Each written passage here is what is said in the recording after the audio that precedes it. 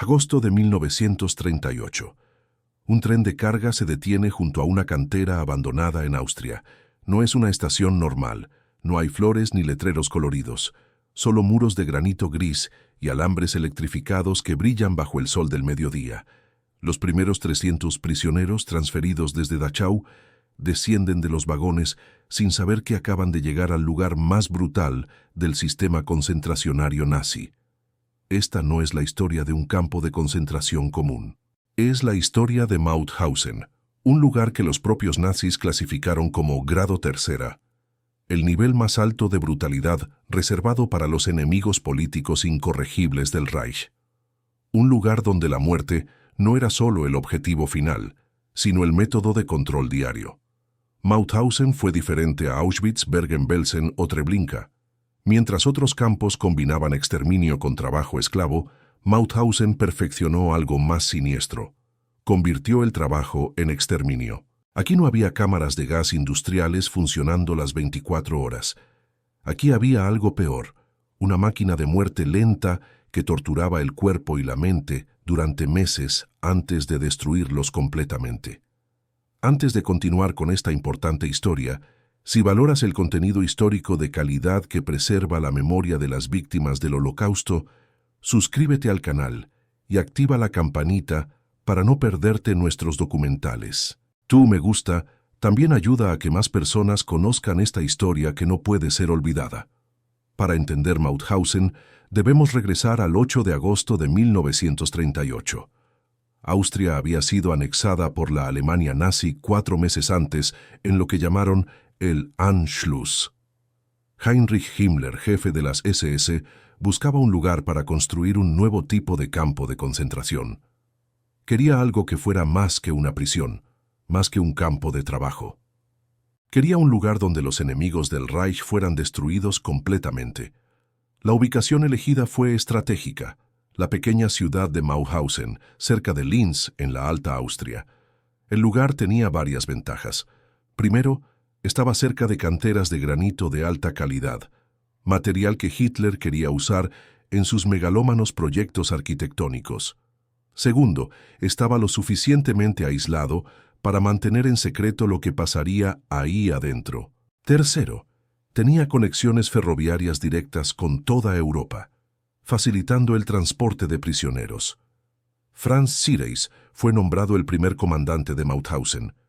Era un hombre cruel que había aprendido las técnicas de tortura en otros campos nazis. Cuando le preguntaron sobre sus métodos después de la guerra, Sireis respondió: Mauthausen no fue construido para rehabilitar, fue construido para eliminar. Su enfoque era simple: usar el trabajo como un arma de destrucción masiva. La construcción del campo comenzó inmediatamente. Los primeros 300 prisioneros, transferidos desde Dachau, fueron obligados a construir su propia prisión. Trabajaban 12 horas diarias bajo el sol abrasador del verano austriaco, sin agua suficiente, sin comida adecuada, golpeados constantemente por los guardias. Muchos murieron durante esas primeras semanas. Sus cuerpos fueron arrojados a fosas comunes que ellos mismos habían cavado. El diseño de Mauthausen fue diabólicamente calculado. A diferencia de otros campos que parecían prisiones normales, Mauthausen fue construido como una fortaleza medieval. Muros de granito de 5 metros de altura rodeaban completamente el campo. Torres de vigilancia con ametralladoras se alzaban cada 50 metros. Alambres electrificados coronaban los muros, listos para electrocutar a cualquiera que intentara escapar. Pero el elemento más siniestro del diseño era la cantera. Ubicada al pie de una colina empinada, la cantera de granito se convirtió en el corazón del sistema de exterminio de Mauthausen. Los nazis la llamaron la Universidad del Diablo. Era aquí donde los prisioneros serían quebrados física y mentalmente a través del trabajo más brutal jamás concebido. En septiembre de 1938 llegó el primer transporte masivo. 1000 prisioneros alemanes clasificados como antisociales. Eran comunistas, socialistas, testigos de Jehová, homosexuales, gitanos y cualquiera que los nazis consideraran indeseable. No sabían que acababan de entrar a un lugar del cual muy pocos saldrían vivos. El ritual de llegada a Mauthausen era una ceremonia de humillación diseñada para quebrar el espíritu humano desde el primer momento. Los prisioneros eran obligados a correr desde la estación de tren hasta el campo, una distancia de 3 kilómetros, mientras los guardias de las SS los golpeaban con porras y los perseguían con perros entrenados para atacar. Los que caían eran pisoteados por sus compañeros o devorados por los perros. Los que llegaban al campo estaban exhaustos, sangrando y aterrorizados. Una vez dentro, comenzaba el proceso de deshumanización sistemática.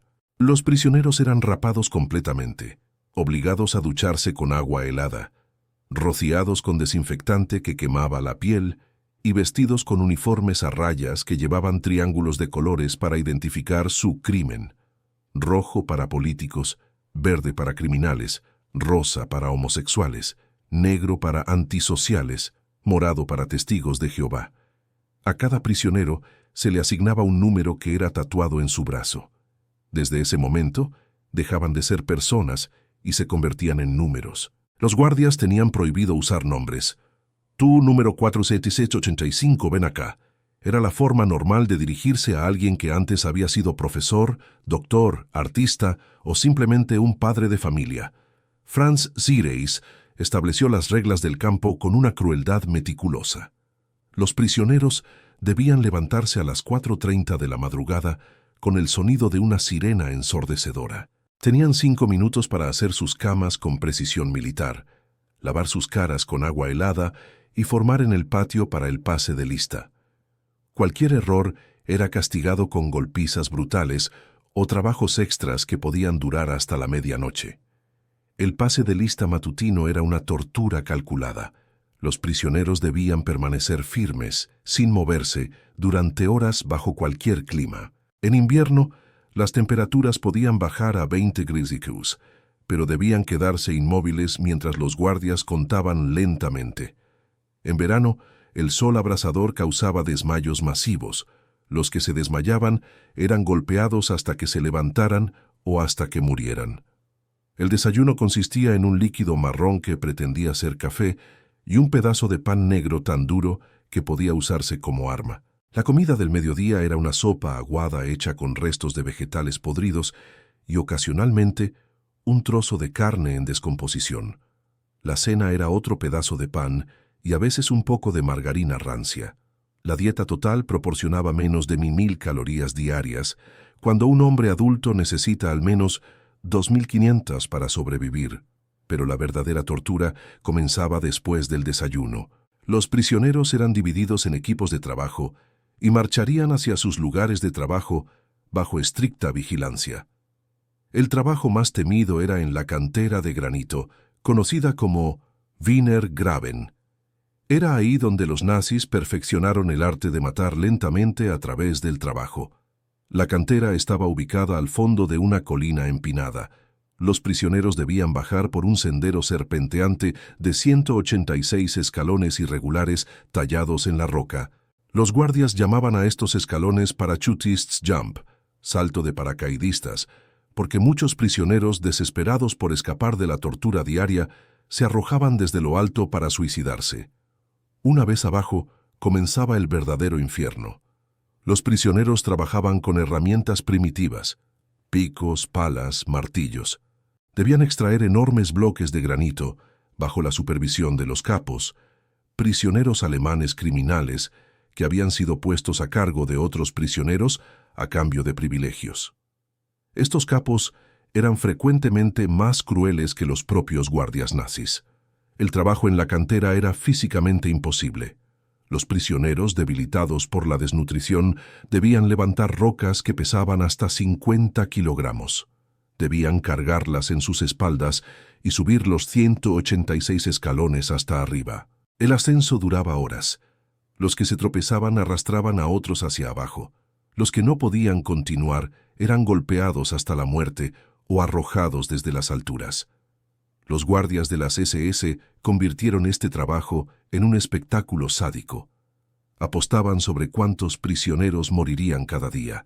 Inventaban competencias crueles. Obligaban a grupos de prisioneros a correr escaleras arriba cargando piedras, y el equipo perdedor era ejecutado. A veces, por puro entretenimiento, empujaban a prisioneros desde lo alto de la cantera y se reían viendo sus cuerpos estrellarse contra las rocas. El granito extraído en Mauthausen era enviado a los proyectos arquitectónicos de Hitler. El dictador soñaba con construir una nueva Berlín que rivalizara con Roma antigua. Necesitaba enormes cantidades de granito de alta calidad. Cada bloque de piedra usado en estos proyectos estaba manchado con la sangre de los prisioneros de Mauthausen. Pero la cantera no era el único lugar de tormento. Los nazis establecieron diferentes tipos de trabajo diseñados para destruir a tipos específicos de prisioneros. Los intelectuales eran enviados a trabajar en la fábrica de ladrillos, donde debían permanecer todo el día en hornos con temperaturas de hasta 50 grados. Los sacerdotes y pastores eran obligados a limpiar letrinas con sus manos desnudas. Los artistas tenían que trabajar en la granja del campo, cuidando cerdos que recibían mejor alimentación que ellos. La industria de la muerte en Mauthausen se expandió rápidamente. En 1939, el campo albergaba 1.500 prisioneros. Para 1940 había 8.000. En 1942, más de 14.000. Para 1945, el sistema de Mauthausen incluía más de 40 campos satélites repartidos por Austria y el sur de Alemania, con una población total de más de 84.000 prisioneros. Los nazis establecieron una jerarquía cruel entre los prisioneros. En la cima estaban los capos alemanes, criminales comunes que recibían privilegios a cambio de torturar a otros prisioneros. Después venían los prisioneros políticos alemanes, que tenían ciertos privilegios por ser arios. En el fondo estaban los judíos, los gitanos, los eslavos y los prisioneros de guerra soviéticos, considerados subhumanos que podían ser asesinados sin consecuencias. Esta jerarquía creaba tensiones constantes entre los prisioneros, impidiendo que se organizaran contra sus captores. Los alemanes jugaban a unos grupos contra otros, prometiendo mejor trato a cambio de delatar intentos de escape o resistencia. Era una forma diabólica de controlar a miles de personas con relativamente pocos guardias. En 1940, llegaron a Mauthausen los primeros prisioneros españoles. Eran republicanos que habían luchado contra Franco en la Guerra Civil Española y posteriormente contra los nazis en la Resistencia francesa. Su llegada marcó el inicio de uno de los capítulos más heroicos y trágicos en la historia del campo. Los españoles llegaron en condiciones especialmente brutales. Habían pasado meses en campos de internamiento franceses después de la derrota republicana. Muchos estaban enfermos, desnutridos y débiles. Pero traían algo que los nazis no esperaban: una férrea disciplina política y una experiencia en resistencia organizada que habían aprendido durante la guerra civil. A diferencia de otros grupos de prisioneros que llegaban desorientados y aterrorizados, los españoles llegaron organizados. Tenían líderes reconocidos, códigos de conducta establecidos y una ideología que les daba fuerza para resistir. Esto los convirtió en un problema especial para la administración del campo. Los nazis decidieron que los españoles necesitaban un tratamiento especial. Fueron alojados en barracas separadas, sometidos a trabajos aún más duros y vigilados constantemente. Muchos fueron enviados directamente a la cantera, donde las tasas de mortalidad eran más altas. Otros fueron usados para experimentos médicos o como conejillos de indias para probar nuevos métodos de tortura. Pero los españoles no se rindieron. Crearon redes clandestinas de apoyo mutuo, compartían comida con los más débiles, cuidaban a los enfermos y mantuvieron ceremonias secretas para honrar a los muertos. Su solidaridad impresionó incluso a otros prisioneros veteranos que habían perdido toda esperanza. Francisco Boix, un fotógrafo español, logró documentar secretamente muchas de las atrocidades cometidas en Mauthausen. Robaba fotografías de los archivos nazis y las escondía con la ayuda de otros prisioneros. Sus fotografías se convertirían después de la guerra en evidencia crucial para juzgar a los criminales de guerra nazis. En 1941 comenzaron a llegar a Mauthausen prisioneros de guerra soviéticos. Su llegada marcó una escalada dramática en la brutalidad del campo. Los nazis consideraban a los soviéticos como subhumanos bolcheviques, que no merecían ni las mínimas protecciones de las convenciones internacionales sobre prisioneros de guerra. Los soviéticos fueron alojados en un campo separado, rodeado de alambres adicionales y vigilado por tropas especiales. Las condiciones eran tan brutales que la mayoría moría en las primeras semanas. No recibían comida adecuada, dormían al aire libre sin protección contra el clima y eran utilizados para los trabajos más peligrosos. Muchos prisioneros soviéticos fueron usados para experimentos médicos. Los doctores nazis querían probar los efectos de diferentes tipos de veneno, estudiar cómo el cuerpo humano reaccionaba a temperaturas extremas y desarrollar nuevas formas de esterilización masiva. Estos experimentos se realizaban sin anestesia, sin consentimiento y generalmente terminaban en muerte. El doctor Aribert Heim, conocido como Doctor Muerte, fue uno de los médicos más crueles de Mauthausen. Realizaba experimentos de vivisección en prisioneros vivos. Les inyectaba gasolina directo al corazón para estudiar cuánto tiempo tardaban en morir y coleccionaba cráneos humanos como trofeos. Sus víctimas preferidas eran jóvenes judíos y prisioneros soviéticos. Los experimentos médicos en Mauthausen cubrían una gama espantosa de procedimientos. Los médicos nazis estaban obsesionados con probar teorías raciales pseudocientíficas. Inyectaban a los prisioneros con enfermedades tropicales para estudiar sus efectos. Los exponían a radiación extrema para ver cuánto podía soportar el cuerpo humano. Los sumergían en tanques de agua helada para estudiar la hipotermia. Una de las formas más crueles de tortura médica era la esterilización por rayos X. Los doctores exponían a prisioneros judíos y gitanos a dosis masivas de radiación en sus órganos reproductivos. El objetivo era desarrollar métodos baratos de esterilización masiva que pudieran aplicarse a millones de personas consideradas indeseables. Los prisioneros sufrían quemaduras internas severas, cáncer y una muerte lenta y agonizante. En 1942, los nazis instalaron en Mauthausen su primera cámara de gas. Era un edificio pequeño disfrazado como sala de duchas, similar a las que se usaban en otros campos de exterminio. Pero a diferencia de Auschwitz o Treblinka, la cámara de gas de Mauthausen no fue usada para exterminio masivo. Fue usada para limpiezas selectivas de prisioneros considerados especialmente problemáticos.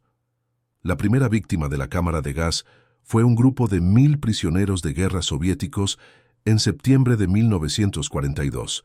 Fueron engañados diciéndoles que serían transferidos a un campo de trabajo más cómodo. En realidad, fueron dirigidos a la cámara de gas y asesinados con Zyklon B, el mismo veneno usado en otros campos de exterminio.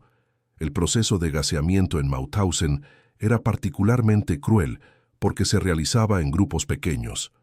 Las víctimas tenían tiempo de darse cuenta de lo que estaba pasando, de despedirse, de rezar. Los gritos podían escucharse por todo el campo. Los otros prisioneros eran obligados a continuar trabajando como si nada estuviera pasando. Después del gaseamiento, los cuerpos eran llevados a los hornos crematorios que los nazis habían instalado en 1940. Estos hornos funcionaban día y noche, produciendo columnas de humo y ceniza que podían verse desde kilómetros de distancia. El olor a carne quemada impregnaba todo el área.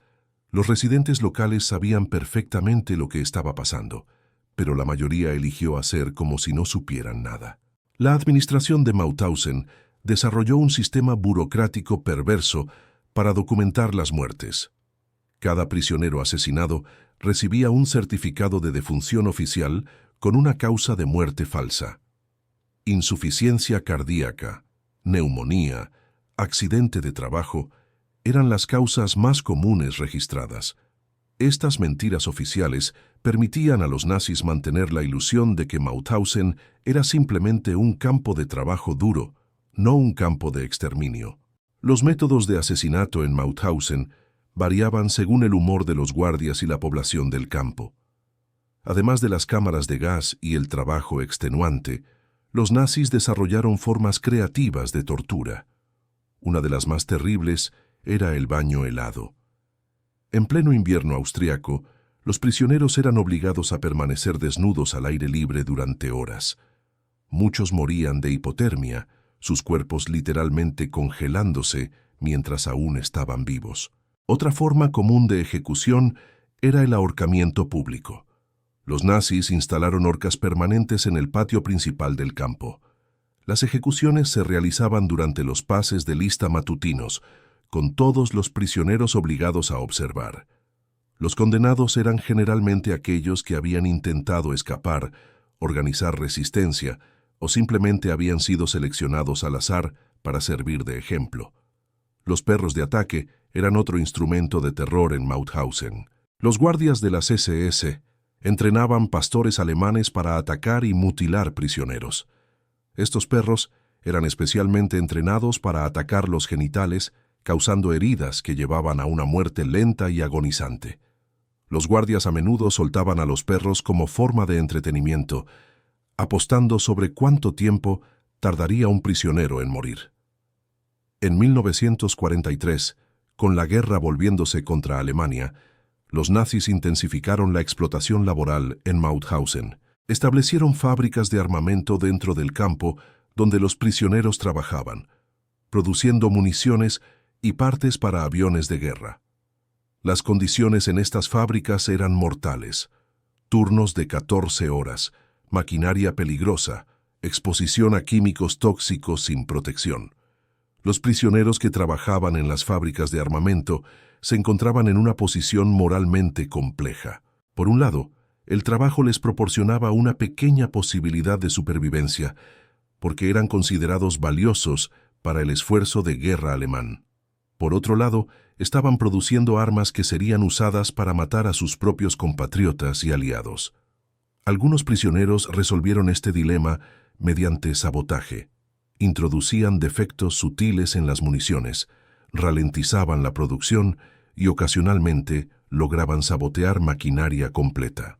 Este sabotaje requería una coordinación cuidadosa, porque ser descubierto significaba tortura y muerte, no solo para el saboteador, sino para todos los prisioneros de su barracón.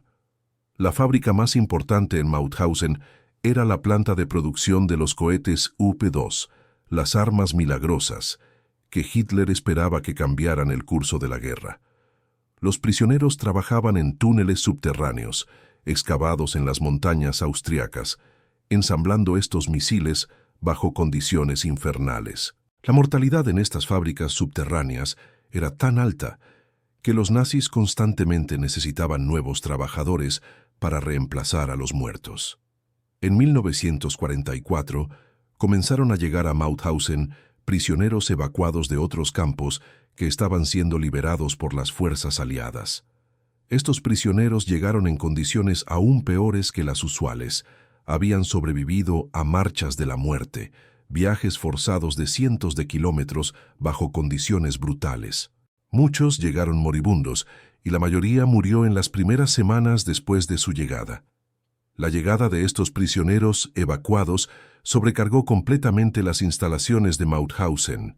Las barracas, diseñadas para 200 personas, ahora albergaban a 600 o 700. No había suficiente comida, agua o instalaciones sanitarias.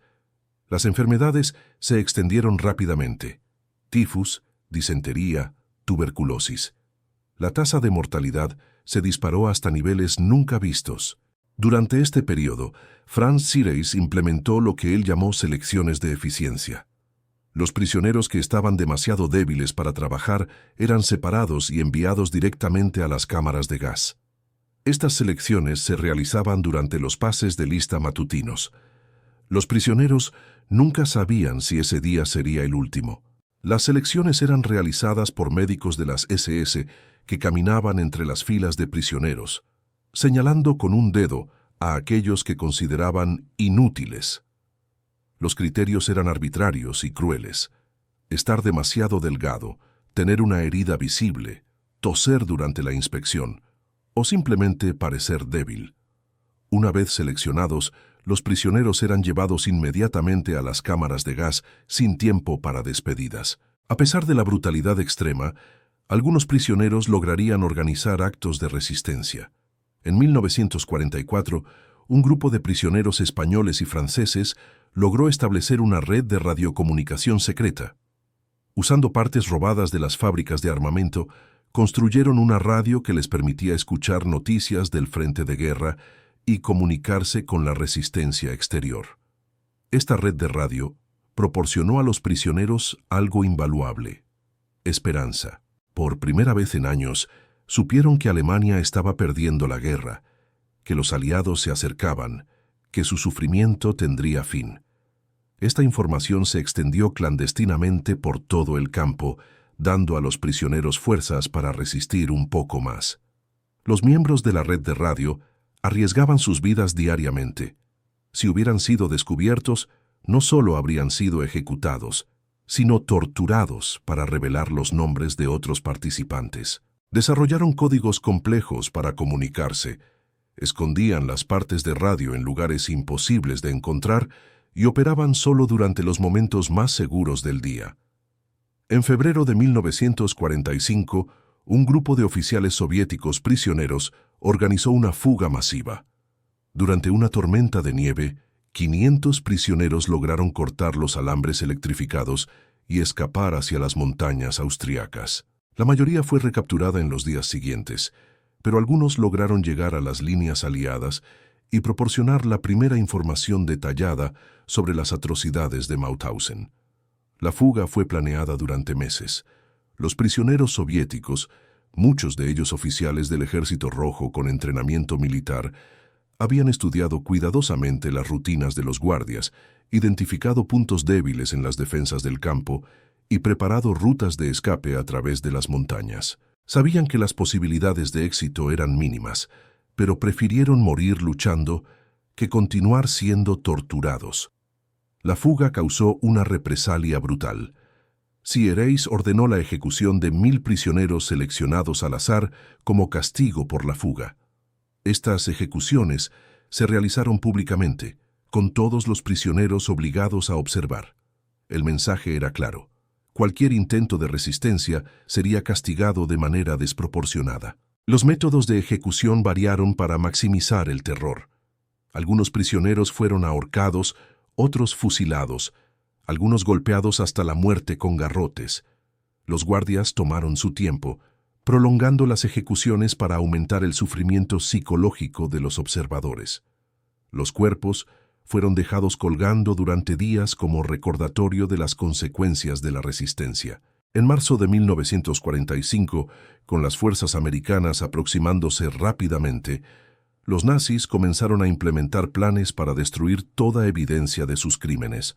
Documentos fueron quemados, instalaciones fueron desmanteladas y se prepararon planes para asesinar a todos los prisioneros restantes antes de la llegada de los aliados. Los planes de exterminio final incluían envenenar el suministro de agua del campo, quemar todas las barracas con los prisioneros adentro, o simplemente ejecutar a todos con ametralladoras.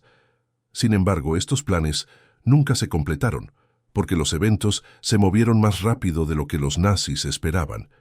Muchos guardias de las SS comenzaron a huir en las últimas semanas, abandonando sus puestos cuando se dieron cuenta de que la guerra estaba perdida. Algunos se cambiaron a ropa civil e intentaron mezclarse con la población austriaca. Otros quemaron sus uniformes y documentos de identificación, esperando escapar a la justicia posguerra. El 5 de mayo de 1945, tropas de la 11ª División Blindada de Estados Unidos llegaron a las puertas de Mauthausen. La guerra en Europa había terminado oficialmente 3 días antes, pero los guardias nazis todavía controlaban el campo. Lo que encontraron los soldados americanos los horrorizó más allá de su imaginación. El primer soldado en entrar fue el sargento Albert Kosiek, un americano de origen polaco. Más tarde escribiría: «Pensé que había visto lo peor de la guerra en los campos de batalla de Francia y Alemania. Nada me había preparado para lo que vi en Mauthausen. Era como descender al mismísimo infierno». Los libertadores encontraron más de 20.000 prisioneros aún vivos, pero la mayoría estaba en condiciones críticas. Muchos pesaban menos de 40 kilogramos. Estaban cubiertos de heridas infectadas, sufrían de enfermedades avanzadas y algunos estaban tan débiles que no podían levantarse de sus literas. Cientos murieron en los días siguientes a la liberación, simplemente porque sus cuerpos no pudieron recuperarse del trauma extremo. Por todo el campo, los soldados encontraron evidencias de las atrocidades cometidas. Montones de cuerpos apilados como leña, hornos crematorios aún calientes, con restos humanos adentro. La cámara de gas con marcas de uñas en las paredes, donde las víctimas habían tratado desesperadamente de escapar. Habitaciones llenas de cabello humano, dientes de oro y pertenencias personales de las víctimas. En la enfermería encontraron evidencia de los experimentos médicos. Instrumentos quirúrgicos manchados de sangre, frascos con órganos humanos preservados, registros médicos que documentaban procedimientos que desafiaban toda noción de medicina. El doctor Aribert Heim había huido días antes, pero sus víctimas aún estaban vivas para testificar sobre sus crímenes. La cantera de granito presentaba una escena particularmente horrorosa. Los 186 escalones estaban manchados de sangre seca. En el fondo de la cantera, los soldados encontraron cientos de esqueletos humanos entre las rocas. Algunos cuerpos aún tenían ropa a rayas adherida a los huesos. Los libertadores se dieron cuenta inmediatamente de que esta no había sido una muerte accidental, sino un asesinato sistemático. El general estadounidense Dwight Eisenhower ordenó que ciudadanos austríacos locales fueran traídos al campo para ver lo que había pasado en su vecindario. Miles de residentes de Mauthausen y pueblos cercanos fueron obligados a caminar por el campo, ver los cuerpos, escuchar testimonios de sobrevivientes. Muchos alegaron que no sabían lo que estaba pasando, pero era imposible ignorar el humo constante, el olor, los gritos. Los civiles austríacos mostraron una variedad de reacciones. Algunos lloraron genuinamente al ver la magnitud de las atrocidades. Otros mantuvieron expresiones de incredulidad fingida, insistiendo en que nunca habían sospechado nada. Unos pocos mostraron indiferencia o incluso hostilidad hacia los sobrevivientes, demostrando que el antisemitismo y el odio racial no habían desaparecido con la derrota nazi. Los sobrevivientes de Mauthausen compartieron historias que los libertadores inicialmente encontraron difíciles de creer. Hablar de la parachutist jump, de prisioneros obligados a cargar rocas de 50 kilogramos, subiendo 186 escalones, de experimentos médicos sin anestesia, de niños usados como conejillos de indias. Las historias eran tan brutales que algunos soldados pensaron que eran exageraciones causadas por trauma. Pero la evidencia física era incontrovertible. Los escalones de la cantera estaban manchados de sangre. Los hornos crematorios contenían cenizas humanas. Los registros nazis documentaban meticulosamente cada muerte, cada experimento, cada tortura. Gradualmente, la verdad completa sobre Mauthausen comenzó a emerger. Francisco Boix, el fotógrafo español, entregó a los libertadores miles de fotografías que había escondido durante años. Estas imágenes proporcionaron evidencia visual irrefutable de las atrocidades cometidas. Muchas de estas fotografías serían usadas más tarde en los juicios de Nuremberg como evidencia contra los criminales de guerra nazis. Las fotografías de Boix documentaban la vida diaria en Mauthausen con un detalle escalofriante. Mostraban prisioneros esqueléticos trabajando en la cantera, ejecuciones públicas, experimentos médicos y montañas de cadáveres. Estas imágenes se convirtieron en algunas de las evidencias más poderosas del Holocausto, proporcionando prueba visual de atrocidades que de otra manera habrían sido negadas o minimizadas. La liberación de Mauthausen reveló la escala industrial del genocidio nazi. Durante sus 7 años de funcionamiento, más de 120.000 personas habían sido asesinadas en el campo y sus subcampos. Estos números incluían judíos de toda Europa, prisioneros de guerra soviéticos, republicanos españoles, resistentes franceses, intelectuales polacos, gitanos, homosexuales, testigos de Jehová y cualquiera que los nazis consideraran indeseable. Franz Siereis fue capturado 2 días después de la liberación mientras intentaba huir a las montañas. Antes de morir por heridas de bala durante su captura, confesó muchos de los crímenes cometidos en Mauthausen. Admitió haber asesinado personalmente a cientos de prisioneros y haber ordenado la muerte de miles más. Sus confesiones proporcionaron información crucial para entender el funcionamiento interno del campo.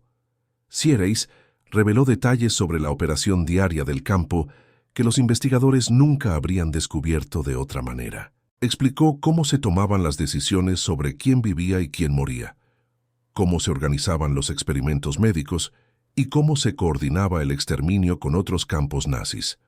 Su testimonio ayudó a establecer la cadena de comando que conectaba Mauthausen con los más altos niveles del liderazgo nazi. Muchos otros perpetradores nunca fueron juzgados.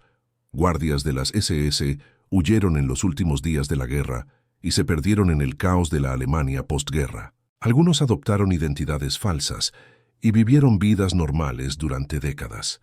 El doctor Aribert Heim escapó a Sudamérica y nunca fue capturado, muriendo en libertad en 1992. Los sobrevivientes de Mauthausen enfrentaron enormes desafíos después de la liberación.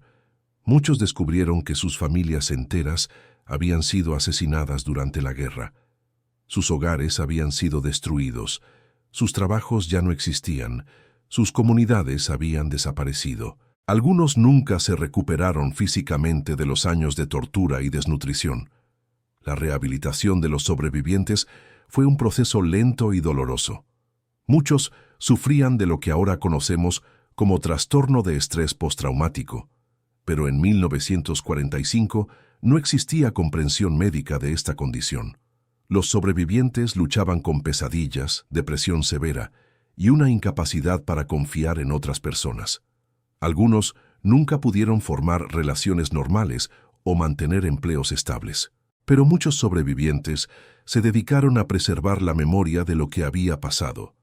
Escribieron memorias, dieron testimonios en juicios, educaron a las generaciones jóvenes sobre los peligros del fascismo.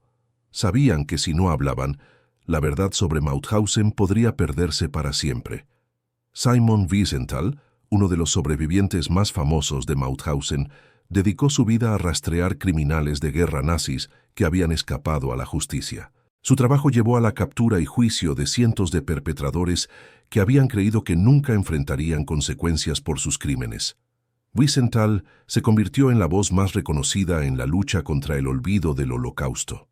Hoy, Mauthausen se mantiene como memorial y museo. Visitantes de todo el mundo vienen a ver las barracas restauradas, la cantera de granito, los restos de las cámaras de gas y hornos crematorios.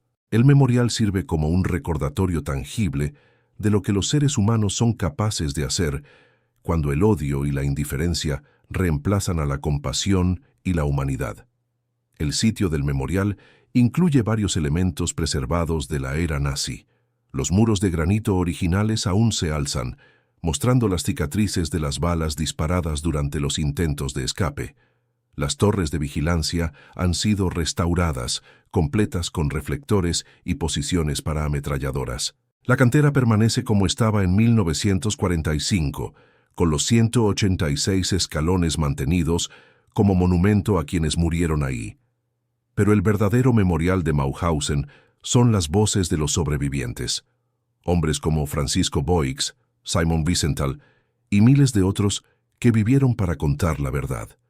Sus testimonios aseguran que las víctimas de Mauthausen no sean olvidadas, que sus sufrimientos no sean en vano, que las lecciones de este lugar terrible no se pierdan. La historia de Mauthausen nos enseña que el mal puede tomar formas que desafían nuestra imaginación. Nos muestra cómo sociedades aparentemente civilizadas pueden descender a barbarie organizada. Pero también nos muestra la resistencia del espíritu humano, la capacidad de las personas de mantener su humanidad incluso en las circunstancias más brutales. Recordar Mauthausen no es solo sobre honrar a los muertos, es sobre entender cómo prevenir que tales atrocidades sucedan de nuevo. Es sobre reconocer las señales de advertencia cuando sociedades comienzan a deshumanizar a grupos enteros de personas. Es sobre la responsabilidad que todos tenemos de hablar contra la injusticia, sin importar cuán pequeña pueda parecer al principio. Los sobrevivientes de Mauthausen nos dejaron un mensaje claro. El silencio es complicidad. Cuando vemos injusticia, cuando vemos odio, cuando vemos a grupos enteros siendo demonizados, tenemos la obligación moral de hablar. No podemos permitir que la conveniencia, el miedo o la indiferencia nos conviertan en espectadores pasivos del mal. La tecnología moderna ha hecho posible que genocidios futuros sean aún más eficientes que los nazis. Los medios sociales pueden esparcir odio más rápido que nunca. Las armas modernas pueden matar más personas en menos tiempo. Los gobiernos tienen acceso a información personal de sus ciudadanos que los nazis nunca soñaron poseer. Esto hace que las lecciones de Mauthausen sean más relevantes, no menos. Los 186 escalones de la cantera de Mauthausen todavía existen hoy. Están preservados como un recordatorio físico del sufrimiento que tuvo lugar allí. Pero también sirven como una escalera hacia la comprensión, hacia la memoria, hacia la determinación de que nunca más sea más que solo palabras. Cada escalón representa miles de vidas perdidas. Cada escalón cuenta la historia de familias destruidas, sueños aplastados, futuros robados. Pero cada escalón también representa la responsabilidad de los vivos de recordar, de aprender, de actuar, cuando vean las señales de advertencia del genocidio emergente. La educación sobre el Holocausto no es solo sobre el pasado, es sobre el presente y el futuro. En un mundo donde el negacionismo del Holocausto está creciendo, donde el antisemitismo está resurgiendo, donde nuevos grupos están siendo demonizados, la historia de Mauthausen sirve como una advertencia urgente de hacia dónde puede llevar el odio sin oposición. Si esta historia te impactó, si sientes la necesidad de asegurar que estas memorias se preserven, comparte este video. Las voces de los sobrevivientes de Mauthausen merecen ser escuchadas. Su coraje al hablar sobre el horror que experimentaron es un regalo para toda la humanidad, una advertencia sobre lo que no debe volver a suceder jamás. La memoria de las 120.000 víctimas de Mauthausen depende de nosotros para seguir viva. Su legado es nuestro compromiso de nunca permitir que el silencio triunfe sobre la verdad. La historia que acabamos de contar sobre Mauthausen es solo una parte de una realidad aún más amplia y compleja. Mientras los horrores del campo principal eran inimaginables, el sistema de Mauthausen se extendió como una red de muerte por toda Austria y el sur de Alemania, creando lo que los historiadores ahora llaman el universo concentracionario nazi.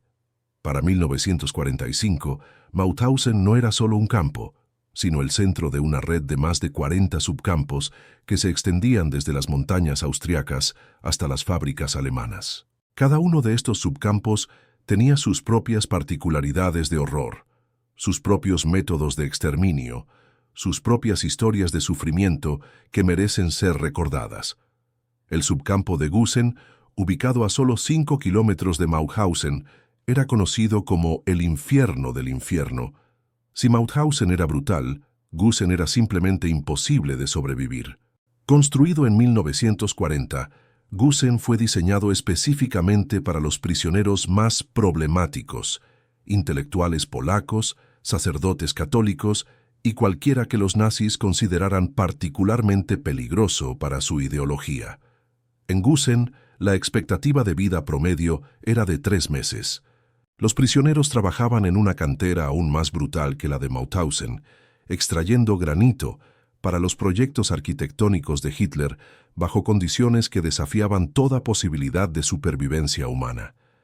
Las herramientas eran primitivas, la comida era prácticamente inexistente y los castigos por la más mínima infracción eran inmediatamente letales.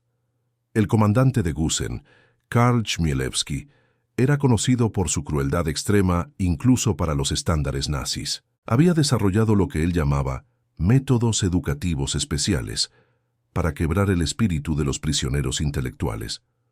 Obligaba a profesores universitarios a cavar hoyos con cucharas, forzaba a sacerdotes a blasfemar mientras trabajaban y hacía que científicos realizaran trabajos absurdamente sin sentido durante 18 horas diarias. Chmielewski tenía una obsesión particular con humillar a los intelectuales. Creía que las personas educadas eran especialmente peligrosas para el régimen nazi porque podían influir en otros. Por eso desarrolló torturas específicamente diseñadas para destruir la autoestima intelectual. Obligaba a matemáticos a realizar cálculos incorrectos bajo amenaza de muerte. Forzaba a escritores a quemar sus propias obras y hacía que médicos realizaran procedimientos que sabían que matarían a los pacientes. Uno de los aspectos más perturbadores de Gusen era el programa de selección intelectual. Cada mes, Chmielewski revisaba personalmente los registros de todos los prisioneros nuevos, identificando a aquellos con educación superior. Estos hombres eran separados del resto y sometidos a un régimen de trabajo y tortura aún más intenso, diseñado para matarlos en semanas en lugar de meses. El subcampo de Melk, construido en 1944, representaba otro tipo de horror: la industrialización de la muerte. Aquí, los prisioneros trabajaban en túneles subterráneos, excavando instalaciones secretas para la producción de armas milagrosas nazis. Las condiciones en estos túneles eran indescriptibles: sin ventilación, con polvo tóxico constante, temperaturas extremas y la amenaza constante de colapsos que enterraban vivos a decenas de trabajadores. Los prisioneros en Melk trabajaban en turnos de 12 horas, 7 días a la semana, excavando y construyendo en túneles que parecían descender al centro de la tierra. Muchos desarrollaron silicosis por inhalar polvo de roca constantemente. Otros murieron aplastados por maquinaria pesada o sepultados en derrumbes. Los que sobrevivían lo suficiente para salir de los túneles al final de sus turnos, a menudo estaban tan cubiertos de polvo y suciedad que parecían fantasmas emergiendo del inframundo. En Ebensee, otro subcampo crucial, los prisioneros construían instalaciones subterráneas para la producción de cohetes U-2. Este trabajo era considerado tan secreto que los nazis tenían planes para asesinar a todos los trabajadores una vez completado el proyecto. Los prisioneros sabían esto, lo que agregaba una desesperación especial a su ya desesperada situación. Las condiciones en Ebensee eran brutales incluso para los estándares de Mauthausen. Los prisioneros vivían en barracones que eran poco más que establos para animales. Dormían en el suelo, sin mantas, a menudo 3 o 4 hombres compartiendo el espacio diseñado para una persona. La comida consistía en una sopa de agua con algunos trozos de papa podrida una vez al día. El trabajo en los túneles de Ebensee era particularmente peligroso porque involucraba explosivos. Los prisioneros tenían que manejar dinamita y otros explosivos sin entrenamiento, sin equipo de protección, y bajo la presión constante de cumplir cuotas imposibles de excavación.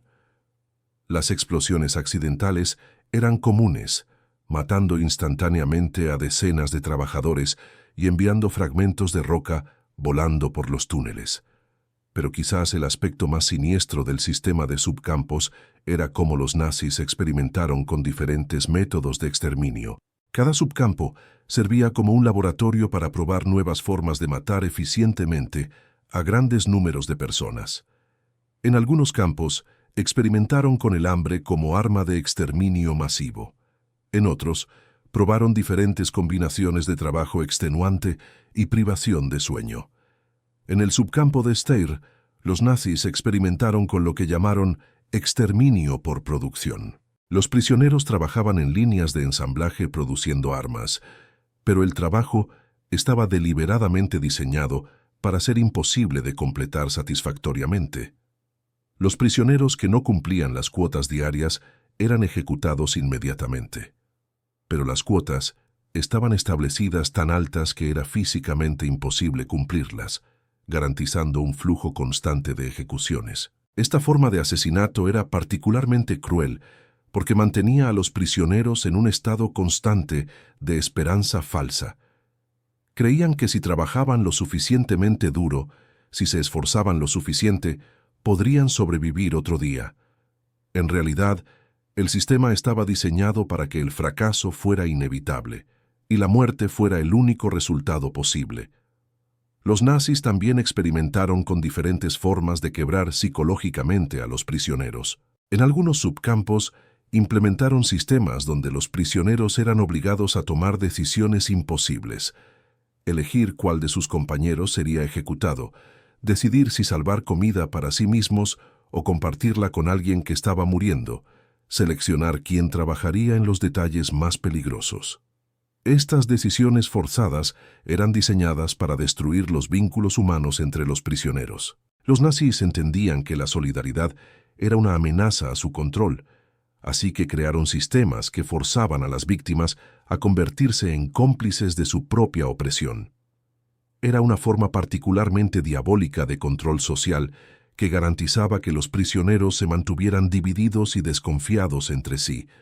El sistema de subcampos también permitía a los nazis experimentar con diferentes poblaciones. En algunos campos concentraban específicamente a sacerdotes católicos, en otros a intelectuales judíos, en otros a prisioneros de guerra soviéticos. Esto les permitía desarrollar métodos de tortura y exterminio específicamente diseñados para quebrar a grupos particulares. Por ejemplo, en el subcampo de Grossramming, los nazis concentraron específicamente a músicos, artistas y escritores. Desarrollaron torturas especiales diseñadas para destruir su creatividad. Obligaban a músicos a escuchar música nazis por horas mientras realizaban trabajo físico brutal. Forzaban a pintores a crear propaganda nazi o ser ejecutados, y hacían que escritores copiaran textos nazis hasta que sus manos sangraran. El objetivo no era solo matar a estos artistas, sino destruir su identidad como creadores antes de matarlos. Los nazis entendían que el arte y la cultura eran formas de resistencia, así que desarrollaron métodos específicos para quebrar el espíritu creativo antes de destruir el cuerpo físico. Las mujeres en el sistema de Mauthausen enfrentaron horrores adicionales. Aunque Mauthausen era principalmente un campo masculino, varios subcampos albergaban mujeres que eran sometidas a formas específicas de abuso diseñadas para explotar su género. En estos subcampos femeninos, las guardianas mujeres nazis a menudo eran más crueles que sus contrapartes masculinas, como si sintieran la necesidad de probar su lealtad al régimen, siendo especialmente brutales con otras mujeres. Los experimentos médicos en las mujeres se centraban frecuentemente en la reproducción y la maternidad. Las doctoras nazis realizaban esterilizaciones forzadas, extraían óvulos para experimentos y forzaban embarazos solo para estudiar los efectos de la desnutrición en el desarrollo fetal. Estos experimentos eran realizados sin anestesia, con instrumentos no esterilizados, y generalmente resultaban en infección, dolor crónico o muerte. Los niños en el sistema de Mauthausen enfrentaban un destino particularmente cruel. Los nazis tenían políticas específicas para lidiar con niños en los campos. Los menores de 14 años eran generalmente ejecutados inmediatamente al llegar, mientras que los adolescentes eran utilizados para trabajos especialmente peligrosos donde la expectativa de vida era mínima. Pero algunos niños lograron sobrevivir escondidos por adultos que arriesgaron sus propias vidas para protegerlos. Estos niños escondidos vivían en espacios secretos en las barracas, alimentados por raciones compartidas por adultos que ya estaban muriendo de hambre, mantenidos en silencio absoluto durante las inspecciones nazis. La psicología de estos niños supervivientes era particularmente compleja. Habían crecido en un mundo donde la muerte era normal, donde la tortura era rutinaria, donde la supervivencia dependía de volverse invisible. Muchos de estos niños nunca se recuperaron completamente de esta experiencia, luchando durante toda su vida con problemas de confianza, ansiedad severa y dificultad para formar relaciones normales. Uno de los aspectos menos conocidos del sistema de Mauthausen era la economía de la muerte. Los nazis habían convertido literalmente el asesinato en un negocio rentable. Los objetos de valor confiscados a los prisioneros eran vendidos. El cabello humano era usado en la industria textil. Los dientes de oro eran fundidos y enviados al tesoro del Reich. Incluso las cenizas humanas de los crematorios eran vendidas como fertilizante a granjas locales. Esta comercialización de la muerte revelaba la completa deshumanización que había alcanzado el régimen nazi. No bastaba con matar a las víctimas. Cada parte de sus cuerpos, cada objeto que habían poseído, debía ser explotado para el beneficio económico del Reich. Era una forma de profanación que continuaba incluso después de la muerte. Los récords financieros nazis documentan meticulosamente estas ganancias de la muerte. Los contadores del campo registraban cuidadosamente el valor de cada objeto confiscado, el peso de cada cargamento de cabello humano, el precio obtenido por cada venta de fertilizante hecho de cenizas humanas. Esta documentación burocrática de la muerte representaba una de las formas más frías de maldad, convertir el genocidio en una entrada de contabilidad. El sistema de Mauthausen también incluía lo que los nazis llamaban campos de educación laboral. Estos eran supuestamente para reformar a trabajadores alemanes que habían sido acusados de pereza o sabotaje.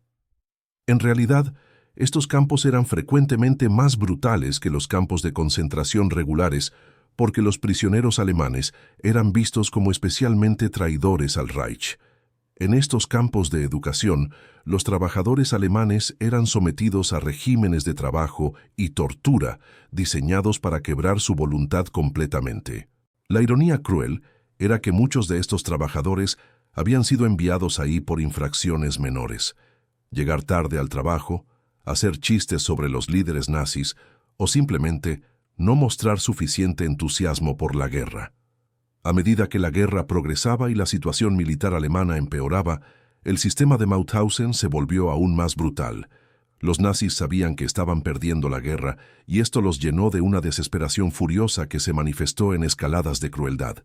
Los prisioneros fueron sometidos a trabajos aún más imposibles, torturas aún más creativas y ejecuciones aún más frecuentes. En los últimos meses de la guerra, los comandantes de los subcampos recibieron órdenes de aumentar la eficiencia, un eufemismo nazi para acelerar el ritmo de asesinatos. Esto llevó a lo que los sobrevivientes llamaron la locura final, un período de violencia descontrolada donde los guardias nazis, sabiendo que la guerra estaba perdida, se entregaron a una orgía de destrucción. Cuando las fuerzas aliadas finalmente liberaron el sistema de Mauthausen en mayo de 1945, encontraron evidencia de esta locura final por todos lados. Cuerpos apilados en los patios de los subcampos, evidencia de ejecuciones masivas realizadas en los últimos días, y sobrevivientes que habían presenciado niveles de brutalidad que superaban incluso los estándares normales de los campos nazis. La liberación del sistema completo de Mauthausen tomó semanas. Cada subcampo tenía que ser asegurado individualmente, los sobrevivientes tenían que ser atendidos médicamente, y la evidencia de los crímenes tenía que ser documentada cuidadosamente.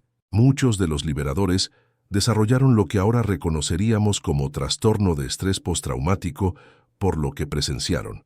Los testimonios de los libertadores proporcionan una perspectiva única sobre la magnitud de los crímenes.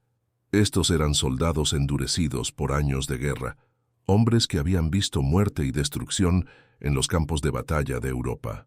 Pero nada los había preparado para la evidencia sistemática de tortura y asesinato que encontraron en Mauthausen y sus subcampos.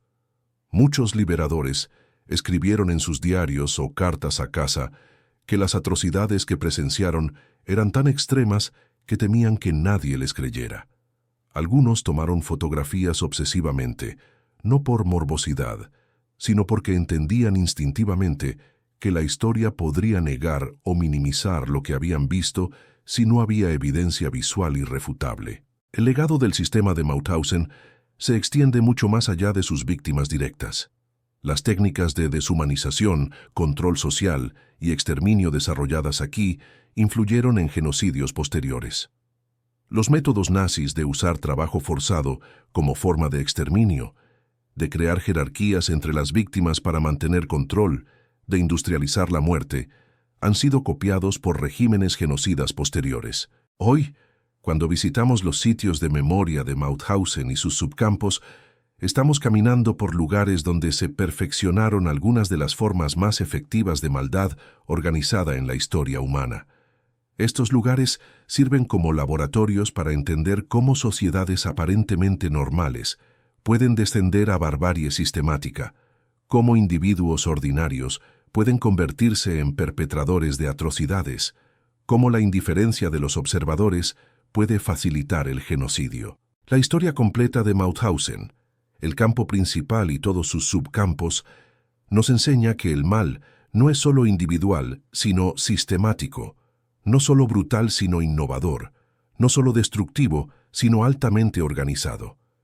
Es una lección que debemos recordar en un mundo donde nuevas formas de odio y deshumanización emergen constantemente, donde la tecnología moderna podría hacer posibles genocidios aún más eficientes que los nazis. Los 120.000 muertos de Mauthausen no murieron en vano y sus muertes nos enseñan a reconocer y resistir el mal cuando comienza a emerger.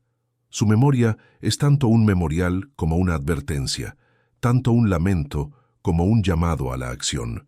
La responsabilidad de honrar esa memoria y de actuar sobre sus lecciones ahora recae sobre nosotros.